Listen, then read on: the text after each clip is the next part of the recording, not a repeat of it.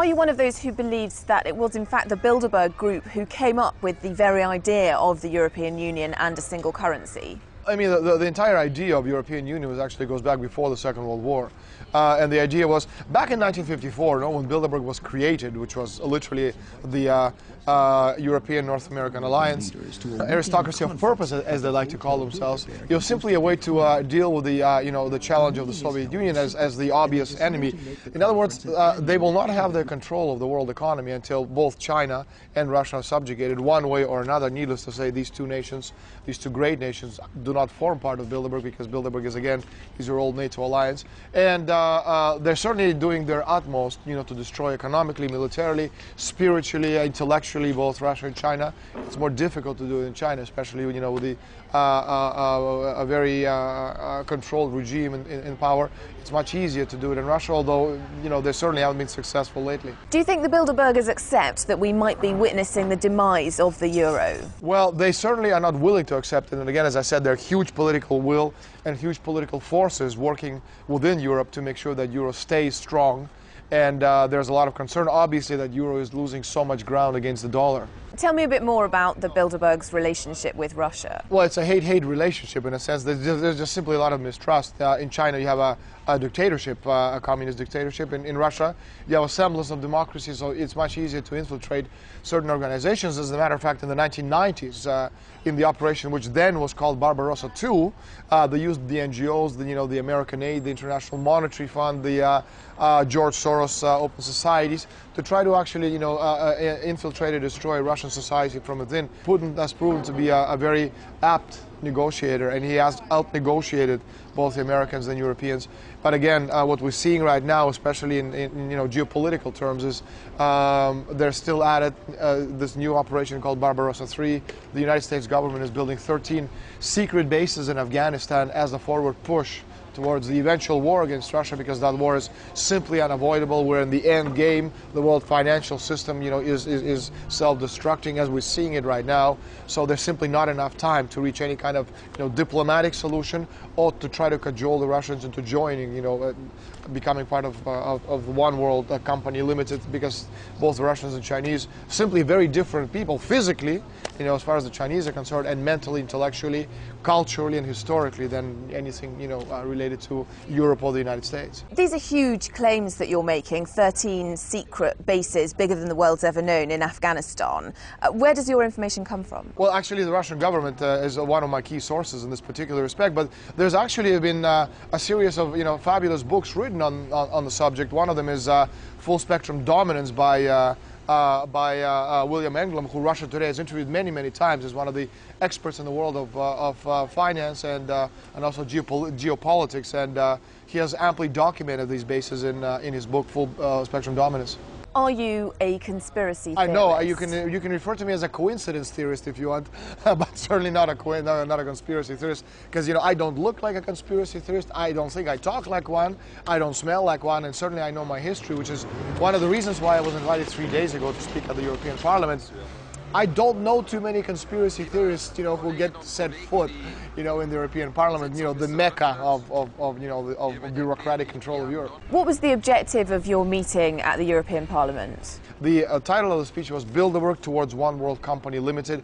I explained that it has nothing to do with the creation of one world government. Rather, it's the, the control of the finances of the entire world, which is, what basically unites all these people. And I explained that, immortality has to do with survival of the human species, and how all of these elements form a very important part, of what Bilderberg and their cohorts, because in the end, again, Bilderberg can't be that important, because everybody knows about them now and everybody talks about them. But I'm talking about just, the control of, be it shadow masters, or people who control the world economics and finance, what their final objectives are. And these objectives, pass through destroying nation-state republics and creating not one world government, but rather one world company limited, literally continents or groups of nations behind financial control, which is much more powerful than political control, as we're seeing, for example, in the case of Greece and soon to come other nations such as Spain. Isn't it useful to have these kinds of powerful people meeting in private, away from the glare of the media? It's very useful to have a group of people actually meet privately, behind closed doors. A lot of political situations cannot be resolved any other way.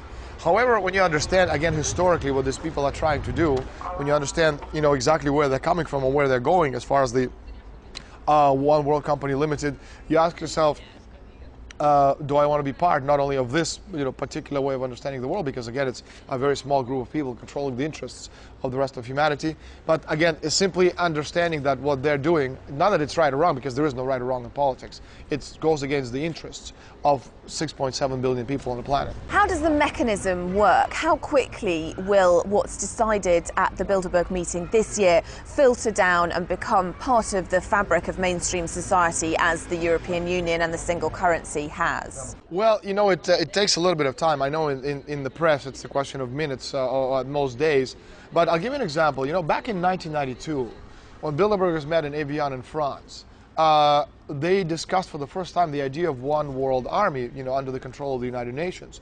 Well, it took them 14 years to implement this and actually bring it out to the mainstream press. In 1992, they discussed it for the first time. In 1993, in Davos, it was brought out again as a subject, to be considered. And then again in 2006, when people were ready, to accept the idea of the United Nations Army, one army under the auspices of the United Nations, it became again the front page news. There's no conspiracy here. It makes a lot of sense. You're centralizing a lot of these institutions, but again, you have to understand what they're doing. All these steps are going towards destroying the most important creation over the past 570 years since Louis XI in France and his first nation-state republic. They're destroying nation-state republics, because before in Europe we had countries, constitutions, flags, currencies, our monetary policies. Well, now we have nothing. We have a country which is called Spain, which is not, basically a subject to, to rules and regulations from Brussels. President Zapatero, who went to the Bilderberg meeting and he was treated as a third-rate citizen. I mean, you may agree or disagree with his policies, but he's still the president of of a nation of Europe, not some tribal chief in Africa. We had currency which was called a peseta, which now is called the euro, which is not ours, it's somebody else's.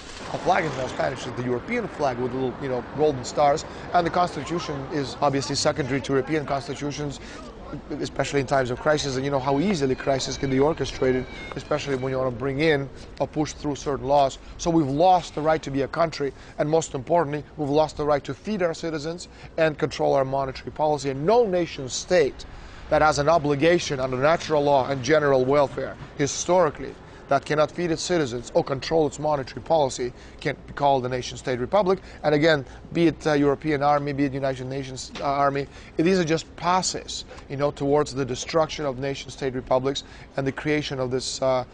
It's not the world currency, but it's certainly World Company Limited. So again, you can't talk about conspiracies. It's simply all these many coincidences which fit into a very easily discernible pattern. Daniel Estulin, thank you very much.